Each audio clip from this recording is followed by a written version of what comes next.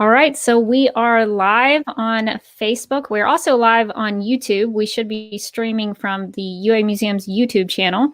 So if anybody would prefer to watch us on YouTube that way, you can definitely do that. Make sure to subscribe to the UA Museum's YouTube channel so you never miss any of our live streams and our additional video content that we're putting out.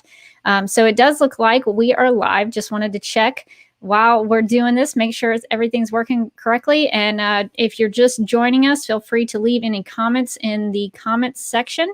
And I guess we will go ahead and get started.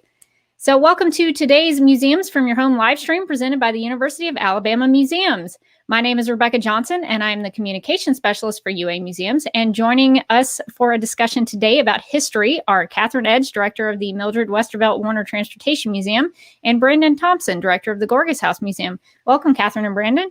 Good morning. Hey, Rebecca. Happy to be back. Well, I'm glad to see you back, and glad to have you back for this discussion. And Brandon, I see we have a guest today. Would you like to introduce the guest? Yes, I'd be happy to. Today we are speaking with Dr. Sharony Green, Associate Professor at the University of Alabama's Department of History. Well, welcome, Sharony. Thank you for joining us today. Thank you for having me. Well, while we are broadcasting live on Facebook and YouTube, feel free to ask us any questions in the comments. And remember, this is all live, so anything can happen. So hang in there with us in case there are any connection issues or, YouTube or Facebook have any issues. They're all all these online websites are trying to do their best during this time. So just hang in there with us and be patient in case anything happens. Well, now that we've gotten all that business out of the way, Brandon, what are we going to talk about today? Yeah, so we're going to continue our conversations in history and talking to different experts in the field, different professors and other historians that we know. And today I'm really, really happy and really pleased to have Dr. Sharony Green with us. Catherine and I have both been fortunate enough to know Dr. Green and kind of work with her and collaborate with her, not only giving tours of our museums, but working on exhibits and different student projects and whatnot. So it's a real pleasure and treat to have Dr. Green here with us today. So I guess I'm going to jump right into it and start with some of the questions that we've established, and we'll just kind of follow the conversation and see how it goes.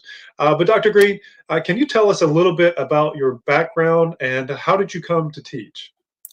Well, I started out as a journalist, as I often tell my students. I was a newspaper journalist up until 2000, so from 1989 to 2000. And I could see newspapers were not entirely going the way of the dinosaur, but definitely changing. So I was a freelancer for a while in New York, saw the towers fall and realized if the world was coming to an end, I wanted to have fun fast. So long story short, went back to school, was really interested in learning about antebellum women. And I wanted to first discover, just try to find meaning in their lives via movement. So I got a master's in dance and related studies at University of North Carolina in Greensboro, and spent a lot of time working with historians there, including Lauren Schwinninger, who told me to keep going. And I was like, do what? He's like, get a PhD. I was like, whoa. And I saw a student, a graduate student on the dais at a conference at UNCG. And I was like, I could do that. I want to do what she's doing. So I walked up to her and she told me to reach out to her DGS. And I ended up at the University of Chicago. And then I finished at University of Illinois in Urbana-Champaign. And well, long winding road, ended up at University of Alabama. Spousal hire, Dr. Beeler in history is my life partner and mentor and buddy. yeah, Dr. Beeler is fantastic. I hope we can get him on the show too. It's been a lot of fun working and meeting both of you. So you mentioned some of your research interests. Can you tell us a bit more about those and Sure. what really drew you to those topics? Well, when it comes to antebellum women of color in particular, I think that I had a view that many of us have, and it is not a view that is entirely wrong. Slavery was a tragic moment in U.S. history, a sorrowful moment, a horrible moment. But I've always been interested in, I think, even as a journalist, in the ways in which we make claims to power. And I really wanted to see what that looked like before the Civil War. And I I forgot to say when I was in New York, I wrote a bad piece of fiction. The towers had fallen and I was just trying to keep my head in place. And I showed it to a friend who said, you need to go find some real women. And this fiction was about what I thought Black women's lives were like before the Civil War. And I said, well, how do I find real women? And she says, you need to go to an archive. And I said, what? And she said, that means you have to go back to school. I was like, whoa. And it took a while, but I did find an archive at UNC Chapel Hill, the Ballard Papers, and 9 letters from 5 different enslaved women to a slaveholder. At least 2 of those, the 2 of the women referenced in the letters were freed. And so I had a story. And I ended up being really interested in anomalies. How is it that some of these men who freed women and women and children produced often from coercive situations, how is it that you could say one thing publicly, do something else privately, meaning actually invest somewhat in the future of some of these freed people? In the case of an Alabama planter, we're talking about the equivalent of $5.1 million in today's currency, 5 children, 10 children, 5 enslaved women, all freed with their next of kin. That's a rarity. But it was not as unusual as you would think if you follow the evidence. And I learned to look in correspondence, legal papers, especially legal papers. And it was just like a curtain would open up and you would see some bumps in the road of that master narrative, no pun intended, that we often tell ourselves about what the past looks like. And I just became, and I still am, whether I'm teaching, doing research or service, really interested in those bumps in the road, because I think as human beings, we are very, very complex. And I'm really interested in how we deal with that complexity, because it's not easy. It's so much easier to cling to only the horrors. And I'm interested in how do we find a little more balance, because even in a moment like today, with the pandemic, it's very hard getting through what we're getting through. But I have often in the past 3 weeks wondered about my ancestors and how even in this difficult moment, I am still a woman of privilege. I have a roof over my head. I know there are grocery stores just like, a block away. I have a job, and there's so many awful things happening right now. But I'm still in a better place than they were. And I'm really interested in finding meaning in how they survived their moments. That makes sense. That was a long answer. Sorry. No, please, go on. No, I love that, because it gives me some other ideas to kind of follow up on. And our friends at Discovering Alabama, you've done some interviews with before, and they provided a link to many of those interviews, and we'll provide a link to those too for everybody to go by and watch your interviews.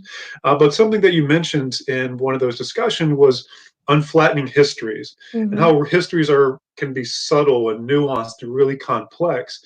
And you kind of touched on it, but can you, I guess, even tied into Tuscaloosa's histories when you're doing the interview, really talk about what unflattening history is, or unflattening the stories of the past, what it means and what that looks like? Absolutely. So Tuscaloosa is part of, the Cotton Kingdom. This is certainly a city where we see evidence of people leaving the Upper South, wanting to make enormous amounts of money off the labor of enslaved people. So again, horrible narrative. But Tuscaloosa also, when you get into the archive, is one of many places where you can see a moment where you go, so what's really happening here? Horace King, he's a wonderful person to start with. Here you have an enslaved man whose master, he was born in Georgia, if I got it right, whose master was an architect, taught him many skills, building skills, design skills.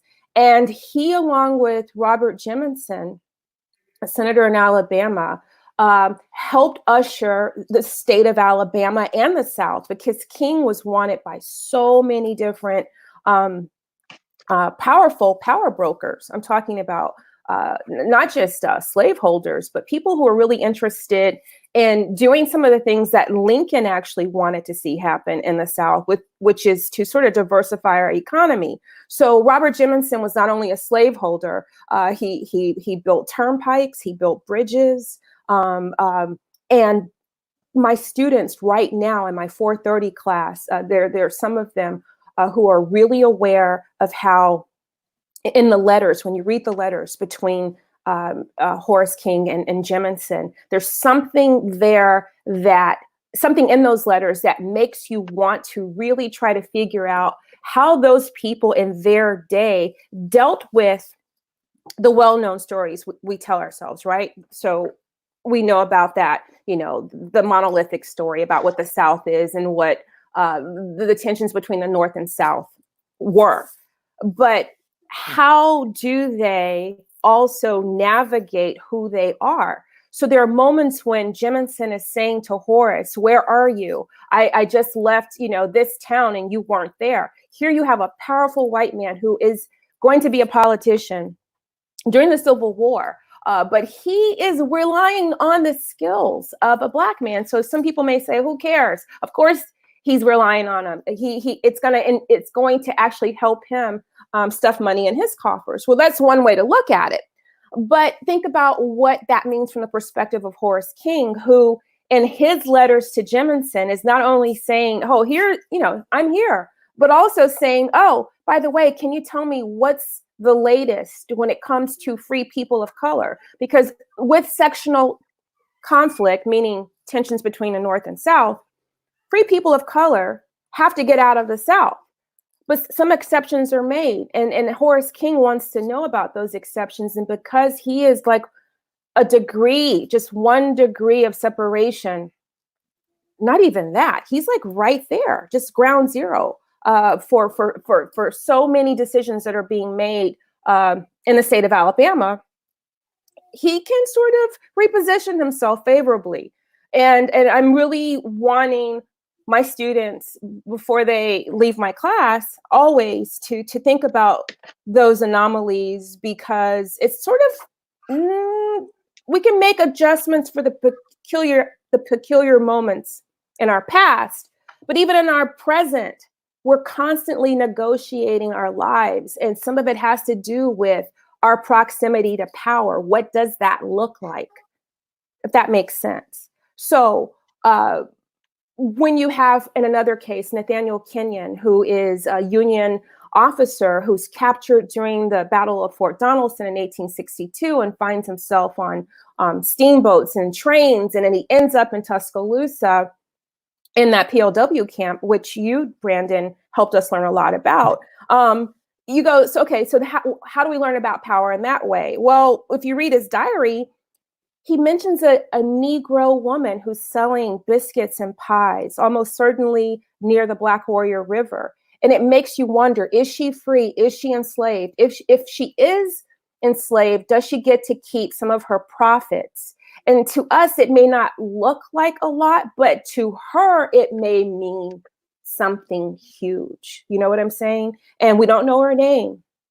She's anonymous, but she's there, and she shows up in the historical record, partly because of, a well-positioned white man. And those stories, I think, are really, really important. And those are the ones that I'm really dedicated to illuminating, shedding more light on. So there's a lot of gray area in history that, that there's still so much to be discovered and learned, that it's not as cut and dry as it seems. And that's something that we try to talk about with school groups in particular at the Transportation Museum, and that this is what we know today.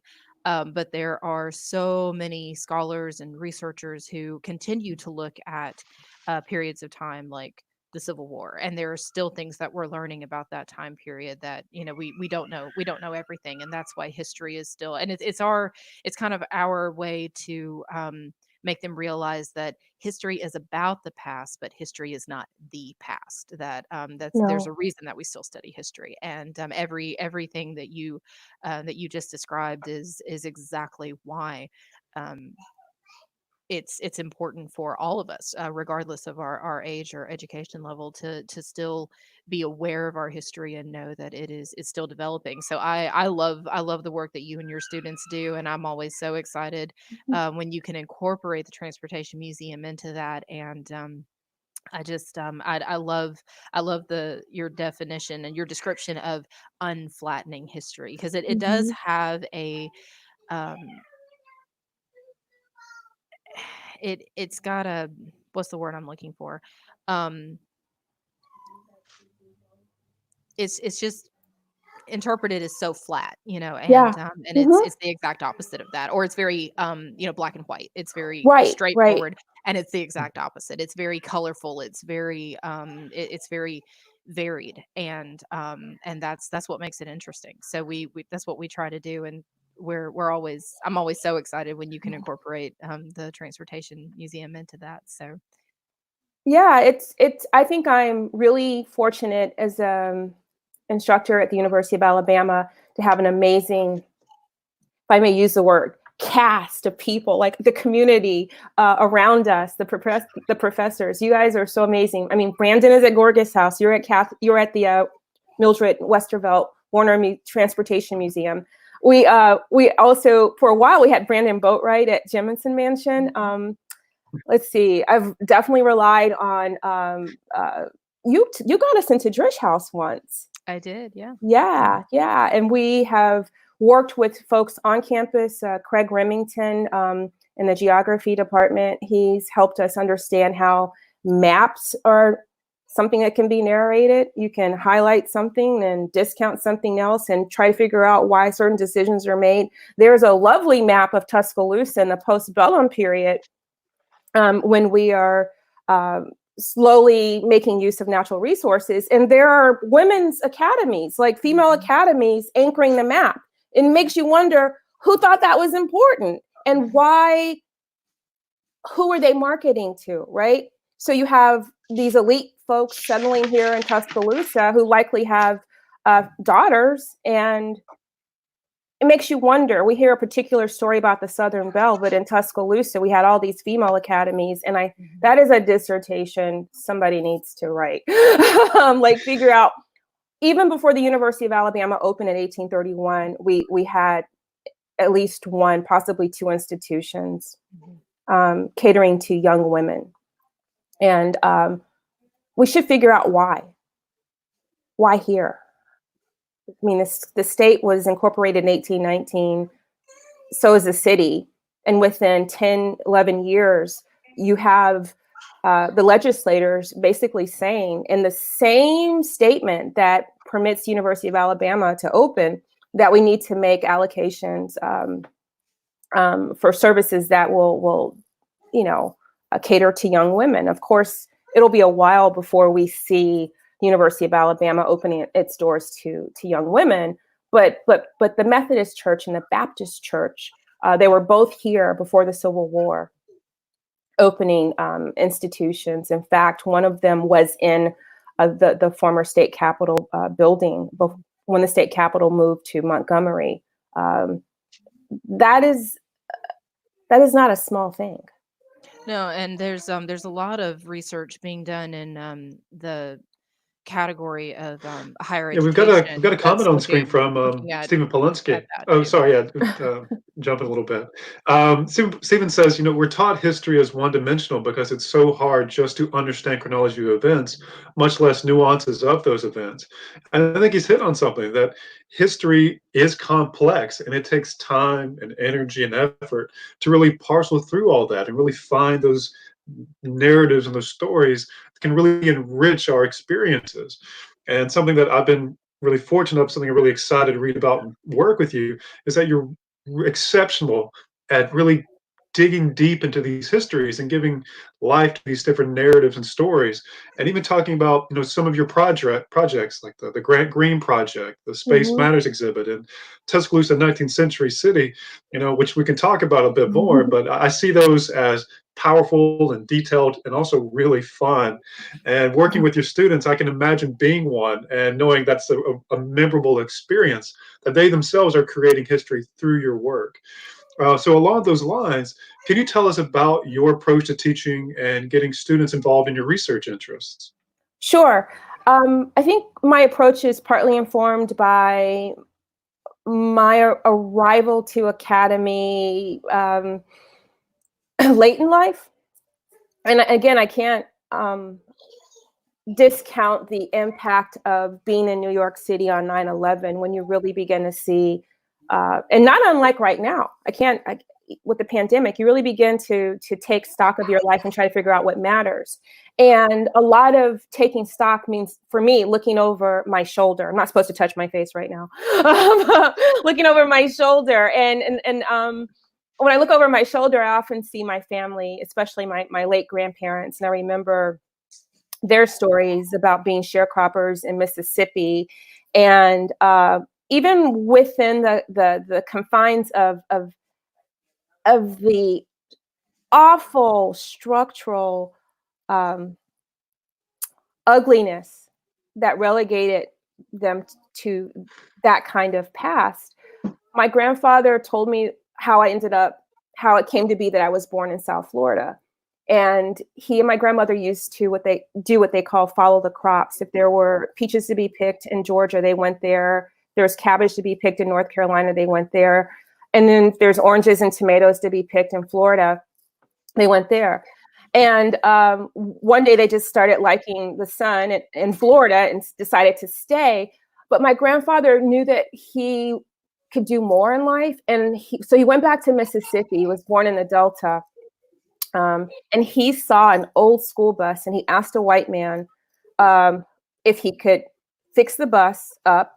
And if he got it running, he would take now migrant workers, because sharecropping was replaced by mechanization, and then some other things too that we could get into. But the point is, he needed to get Black migrants to Florida and then use that bus to bring goods and migrants back to Mississippi.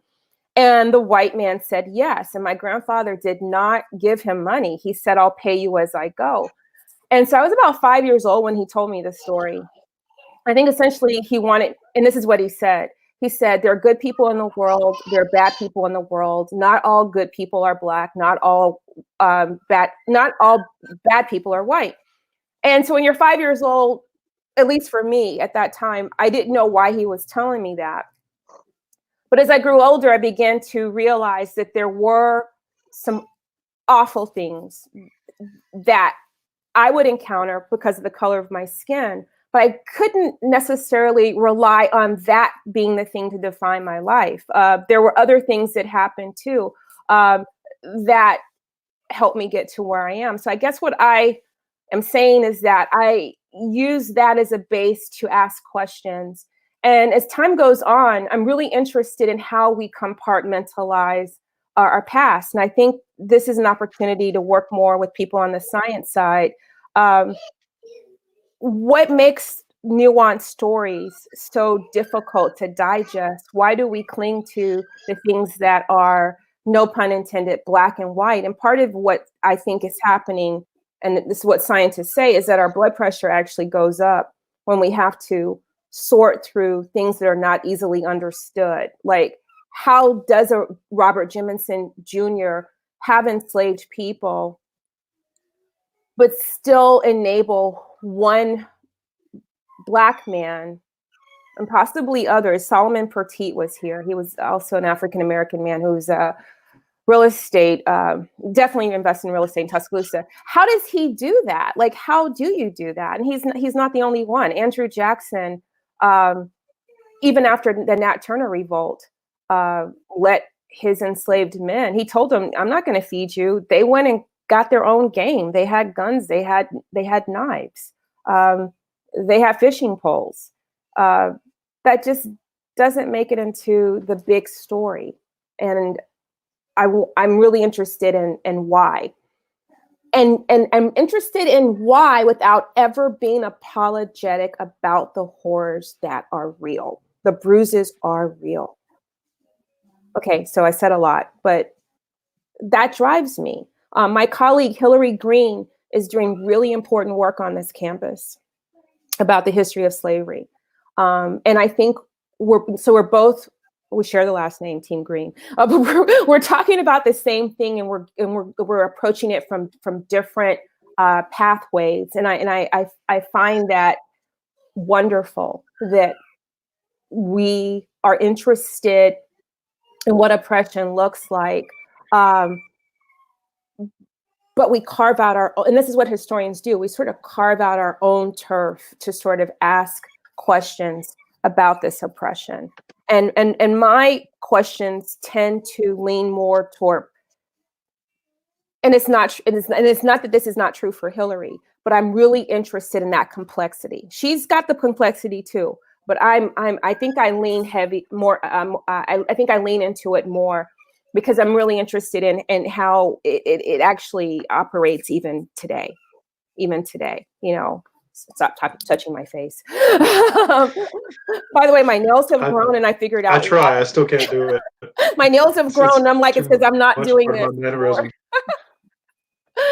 Yeah. So with the students, we go to those impossible conversations a lot, and I'm really fortunate to have students who or most of them are willing to go down that road with me.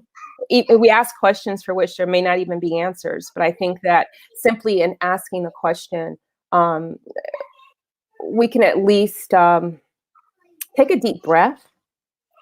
Right before we started getting ready to do this interview, I was reminded of the Battle of New Orleans ball that N. Crawford had at Jemison Mansion in 2015 to sort of celebrate that triumph over the British.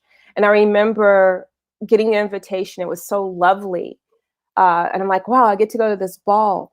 But then I also thought, what does that mean for me as an African-American woman? You have to arrive in period dress. So I went to America's Thrift Store on Skyland, and there's this beautiful gown. I actually put it on my blog today. And I realized that I was not writing a counter narrative and wearing this dress as much as I was sort of making some claims to power myself, knowing the impossibilities of a woman with my complexion being in Jemison Mansion in such a dress, forgetting 1815 because it wasn't built then, but you know, at the time of the Civil War. And I love being able to think about those difficult things and then sort of reposition myself as a person who descends from that awful past and say, hey, it's still bad out there, but there's been some progress. And I think that's something I hold on to as well. I think I was taught to do that. I think that's what my grandpa was saying. Don't just hold on to the awful things because then you'll never get through the day. He used to tell me there are going to be some good days. He said he'd sit on the porch and say, I've lived long enough to know there are going to be some good days. There are going to be some bad ones too. And I try to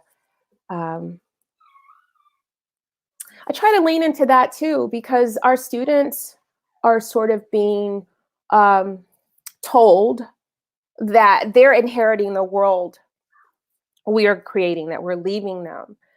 And if you don't give them any hope or any possibility, what's the point?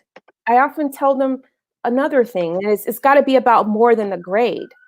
What are you going to do with what you're learning when you leave, Tuscaloosa?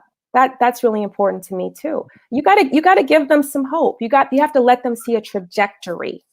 Don't soft soap the horrors, but definitely give them some hope. Give them some pockets of possibility. I'm really interested. Yeah, it looks like Rebecca's brought up your blog, and so people can, we'll put a link down to this as well, so people can go and visit it. It's got some great content on it, and this is the dress that you're talking about. So Yes. I encourage everybody to go and look at it. And you're talking about historic spaces, and I know Catherine and I've run into this, where people come in and they make meaning out of those historic spaces based on all the backgrounds and all the social identities that they themselves not only were given or only thrust upon them, but also what they construct themselves. So, kind of going along those lines, how do you use historic spaces in your teaching? And what are some of the experiences and feedback from your students in these spaces, these urban spaces? Mm-hmm. I think the spaces are very, very important. They're almost like characters, like historical characters. Like you Absolutely.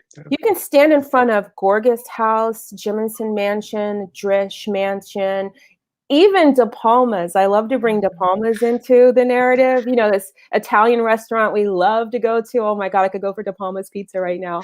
But it has the same Italianate style that you're going to see on Jemison and then Drish. Catherine, you can help me here. It's almost like we're seeing Tuscaloosa become fashionable and modern. Even today, people think of the South as being only one thing, backwater. But Tuscaloosa has some amazing structures that complicate that narrative. So you don't just complicate the narrative of human interaction, but also in the built environment. Mm-hmm. And I think that when you have students of varying backgrounds enter those spaces, I think yesterday we were looking at a student of African descent who was in Gorgas' house playing the piano. And at one point, we took a field trip downtown to the Capitol ruins, and she sat on one of the rocks, and she did like this. And I almost had tears in my eyes. I'm like, she descends from someone who could have only hoped to have a great, great, great, great grandbaby who could go into the University of Alabama. We know the story about Autherine Lucy and Vivian Malone, right? But here you have someone, in her case, it was I think it was 2018. She knew it was important to not just go in those structures, in the case of the ruins, enter that space and just be a victim.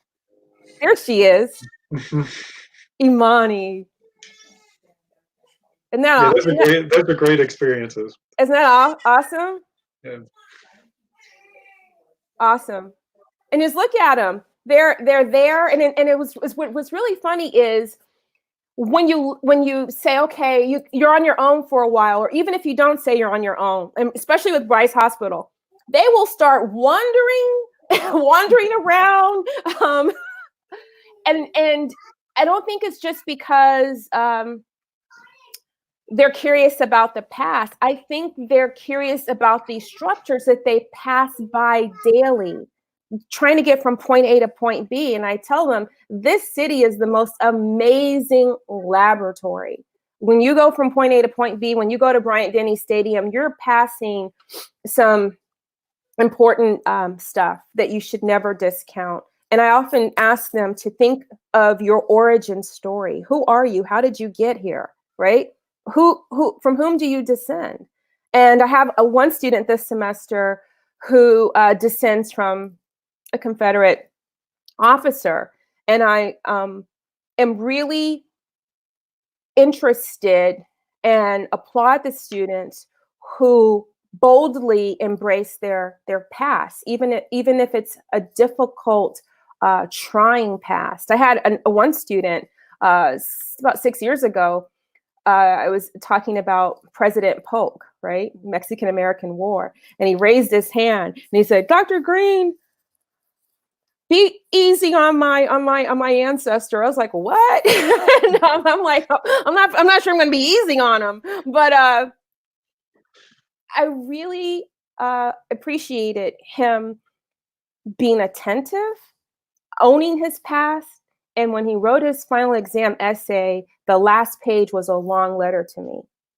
And he wanted me to know that he was grateful to have learned about the antebellum period, warts and all, but still felt like it was okay to say he descended from Polk. I'm like, what else are you gonna do? Like, you can't make it not be true, right? But then you need to ask yourself, how do you fit into the narrative of this American exceptionalism, manifest destiny? There's a lot of awful things that happen. So what are you gonna do with that, right? So we are so privileged to be here with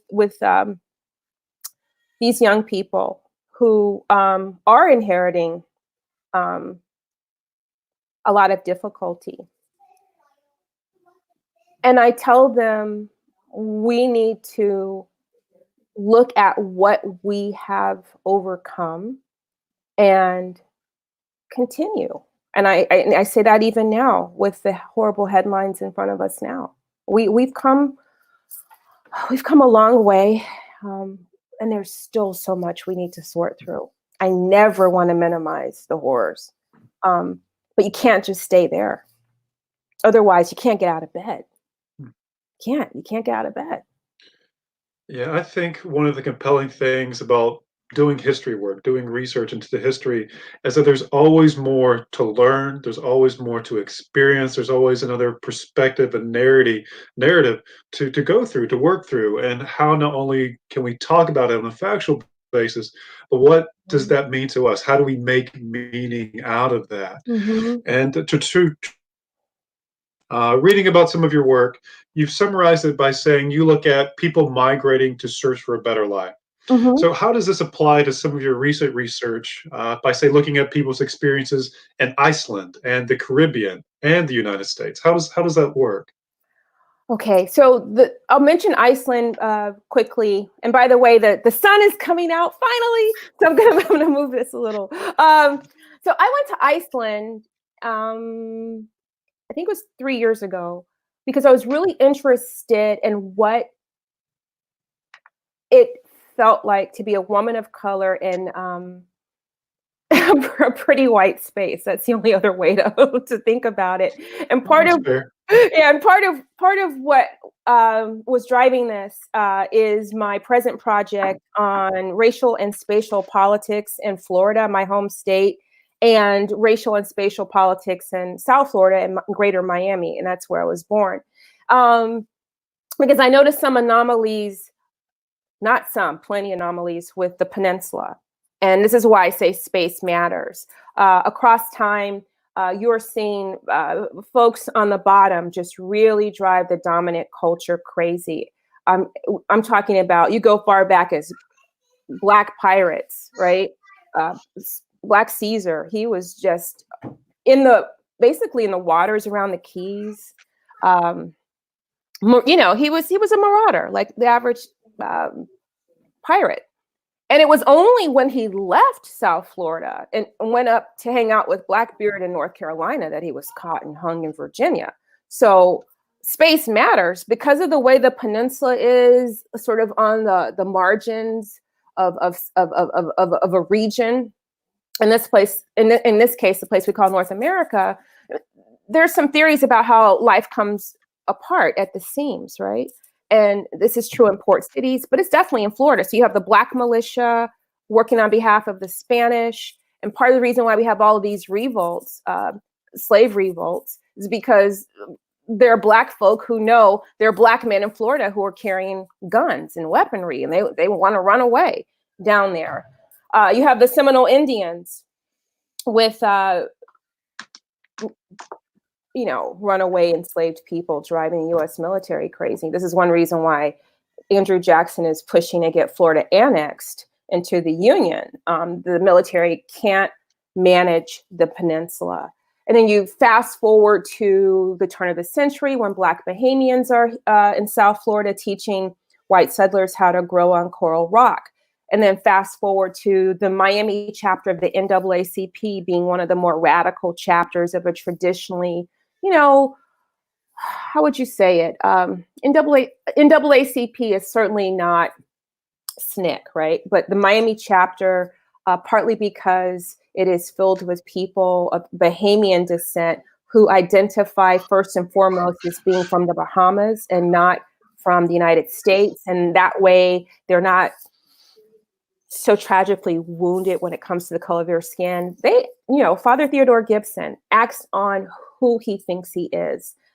So the point is, I wanted to go to Iceland and see if space mattered there. And I was in a town of 800 people, the only woman of African descent, and wanted to I had an artist residency. So I'm there, doing crafting, but really wanting to pay attention to what it felt like to be in this space. Very small town. Once they realized I wasn't anyone famous, no one cared. I mean, the only thing to do at night really was because it was like daylight, 23 hours of the day, was to go to the local pool, and they would play, I think it was chess or checkers, I don't know. Like the police chief, you could be in this pool with the police chief, right? And it's just like nobody cared. And I'm like, this is very different from what it would be like in some other spaces, right? Where the minute you show up, there's no way you're going to not be invisible. The color of your skin makes you someone to pay attention to for whatever reason. So that's how Iceland figured in. So at this point, I recently received a grant from Penn in America to do some oral histories in a neighborhood in Carroll City, present day Miami Gardens, in greater Miami, called the Bajas. And I'm really wanting to find meaning in how two federal initiatives collided, and that these would be the GI Bill.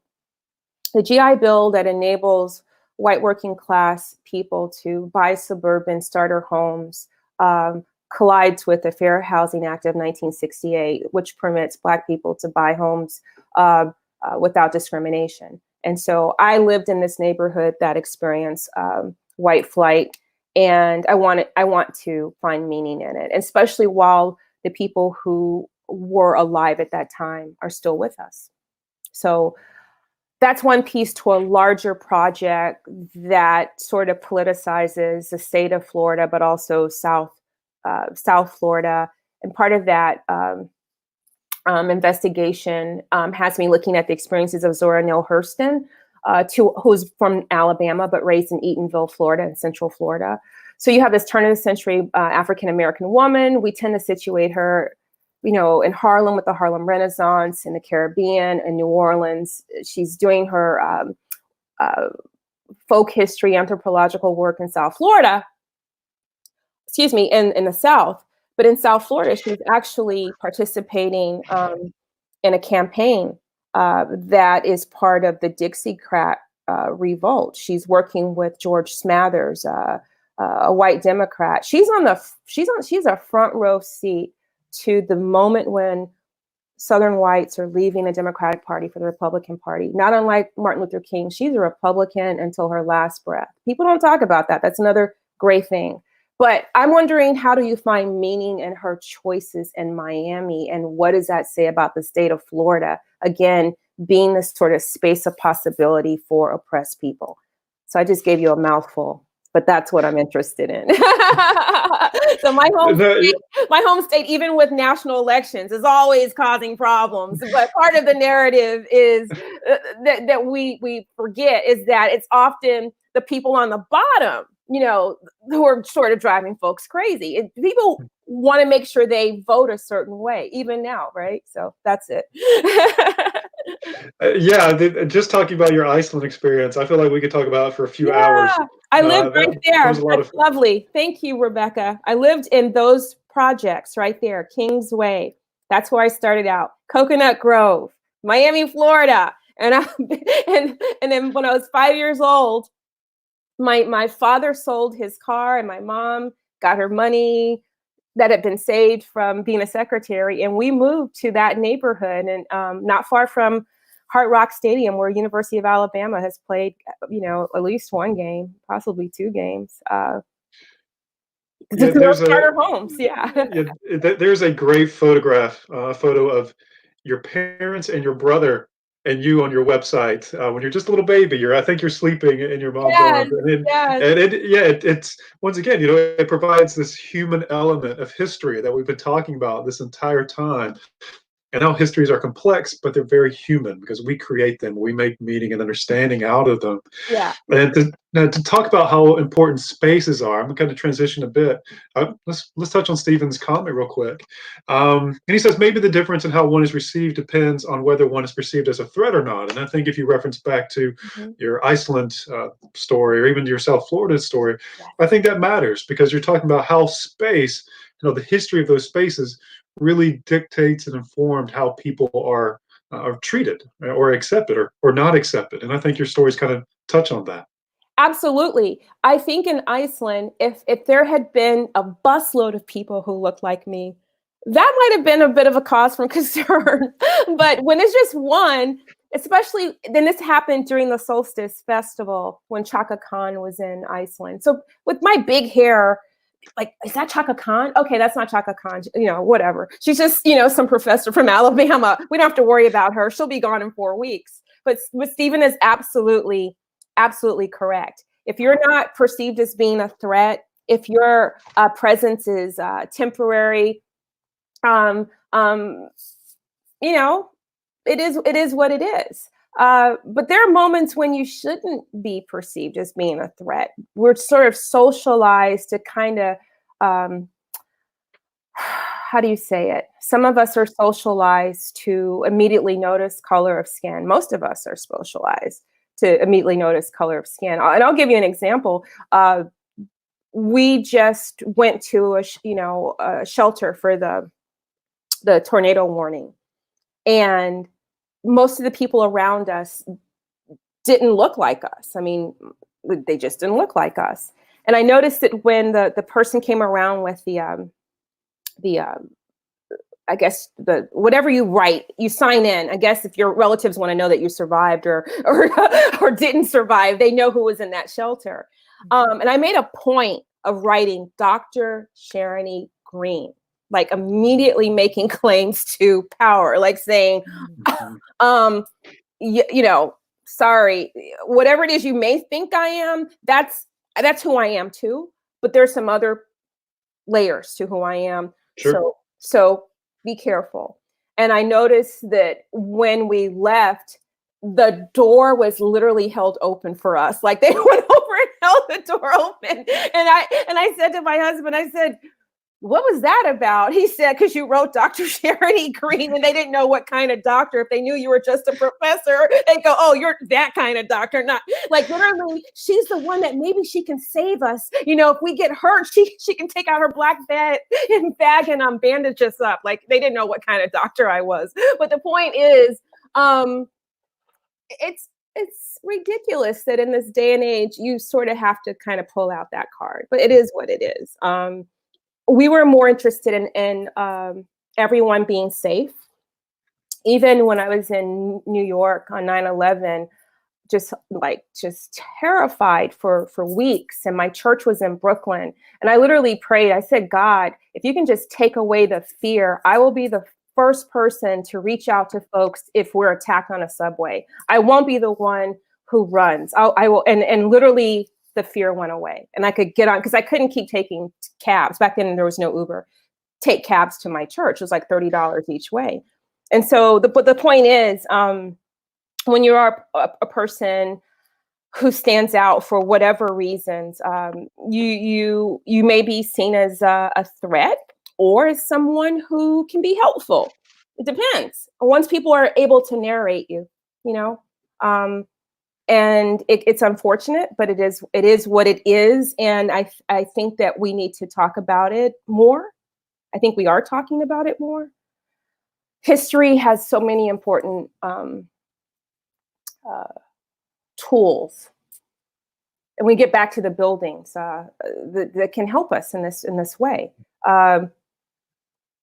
Gorgas House. We know that Amelia Gorgas is a woman who descends from Sarah Gale. I can't say enough about Sarah Gale. I was talking about her yesterday. Sarah Wiggins, you guys, Professor Emerita, Department of History, transcribed the diary of Sarah Wiggins, who arrived here with her family when this was just a frontier town, and possibly knows that she's going to die. And she writes down her every thought. My students are sorting through this right now because she knows her female children will need to learn how to navigate the world around them.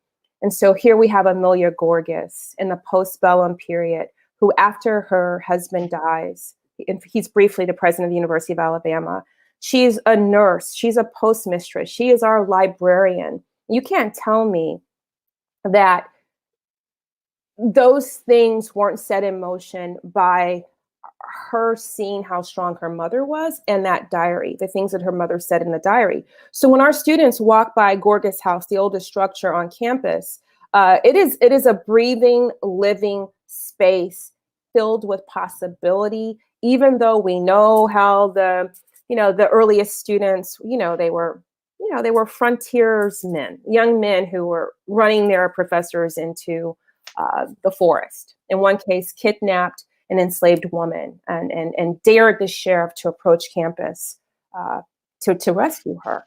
But it's also a space where you have this woman, I'm putting woman front and center now, who was able to sort of shepherd her family carefully after her husband died.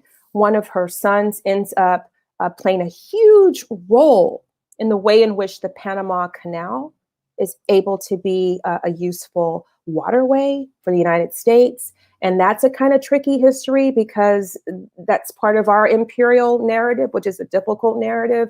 But that imperial narrative includes a woman. And that story begins, I think, for most people in that building, right? She sat on that porch, right? She's the one who said to those students, don't do this, don't do that, right? And I love it when we're able to take our students into those spaces and help them see that they're animated. They're not structures that are just sitting there, beautifying the campus, places to have a tailgate in front of. They're more than that. Yeah, I mean, there's so many things that these historic spaces can do, beyond serving as an event space or to give this image of the stately building. But they can also be used in education to explore all these other histories and power dynamics and relationships. I'm going to I lost your voice. and as an instructor. Okay. Okay. I just got back. Okay, it's a little garbled. A lot of people are using Wi-Fi right now. Okay. But as a historian and as an instructor, what value do you see incorporating museums into curriculum? These types of historic spaces. And this is a great question that Catherine came up with. I think museums are really important because, again, you build community. You have the opportunity to rely on the skills. Like you and Catherine have training I don't have. You know how to curate and bring objects together. Like I can take documents and bring them together, and especially letters, right? But you can look at so many things. Like think about the stuff that you found in that POW underneath present day Embassy Suites Hotel. If we could just say, oh, that stuff is on a shelf now, and you just look at it. But you and Catherine, you just did that wonderful history of Tuscaloosa for our bicentennial. And you took it, era by era, decade by decade. The students love to get out of the classroom.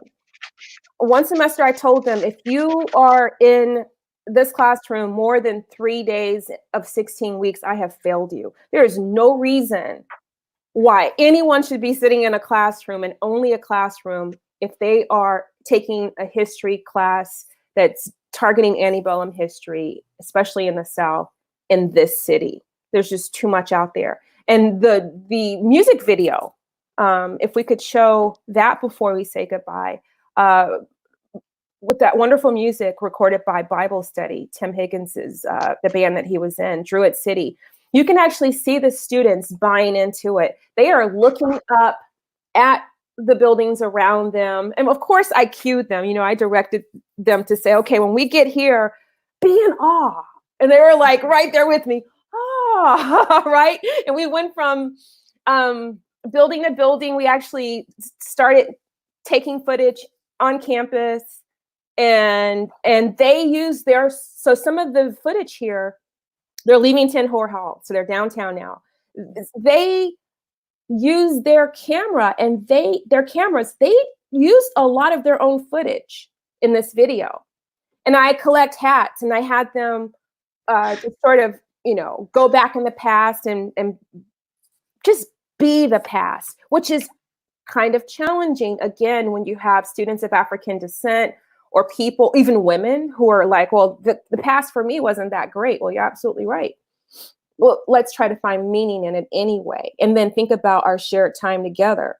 I mean, this is part of the narrative that includes a Vivian Malone, right?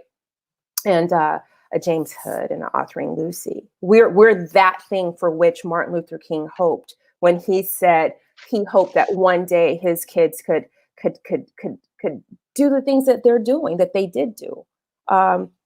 When I see students, and I don't want to be Pollyannish about it, but I do walk around the quad and see students from very different backgrounds. Even in that shelter 2 nights ago, there was a student, and I won't say who it was, who's very identifiable because they're part of one of our sports teams. And I was just so happy to see that student. I was like, yeah, she's got brown skin like me. She's in here with her friends and their pets, staying safe.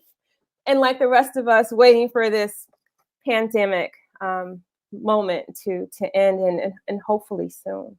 But yeah, look at those young people. They're amazing. One of them works on campus now. But yeah, as I said, let's just walk around downtown. 2 of them work on campus now and find meaning in the past. Yeah. Well, we are almost out of time, and I think that's a really great way to end the conversation today, talking about history. And Sharony, you're such a wealth of information and experience, and thank you for involving UA Museums in what you do and what you do with your students. So thank you for joining us today. It's my pleasure. Thank you, Rebecca. Thank you, Brandon. Thank you, Catherine. Thank you. And I just want to remind everybody that if you want to visit Sharony's blog to see all the things that she writes about, you can go to essaygreen1.wordpress.com and check that out there. You can also see some of Sharony's interviews with Discovering Alabama at discoveringalabama.org. There's an extended interviews section there. And if you like anything that we have been doing here with Museums from Your Home and you want to get involved yourself and become a supporting member, you can go to give.ua.edu/museums. And I guess we will wrap it up here. Let's see. So that's going to do it. Roll Tide. That's the best way to say Roll Tide. That's a good way to end it. Yeah. That's a good way to go out. So Roll Tide to everybody. And I think that's going to do it for this Museums from Your Home live stream. We'll be doing this every weekday, Monday through Friday at 10 a.m. And each day will feature a different aspect of UA Museums. So tomorrow we're going to be learning about archaeology. So if you want to learn about that, you can go over to the Office of Archaeological Research's Facebook page, or you can also go to Moundville Archaeological Park's Facebook page. We're going to be streaming from there. And as always, we're going to be at the UA Museums YouTube channel as well. So if you would like to follow along and never miss any of our content, you can subscribe over at YouTube. Just go and search for UA Museums that way. And for a full live stream schedule and links to our color collections coloring book, the Discovering Alabama's online educational resources, including their free episodes and teacher guides, you can go to discoveringalabama.org for that. But you can also go to museums.ua.edu/museums from your home. All of our content will be there. We also have we have a teacher corner that the Alabama Museum of Natural History also provides there. So you can go to museums.ua.edu/museums from your home, and you'll find all of our content there. So thanks to everybody who was on the panel today and talking about these awesome subjects and for sharing your knowledge with us. And thanks to everyone who watches this and for visiting UA Museums from your home. All right. Well, have a great day, everybody, and roll tide. Roll Tide. Take care. Bye. Thanks, Sharony.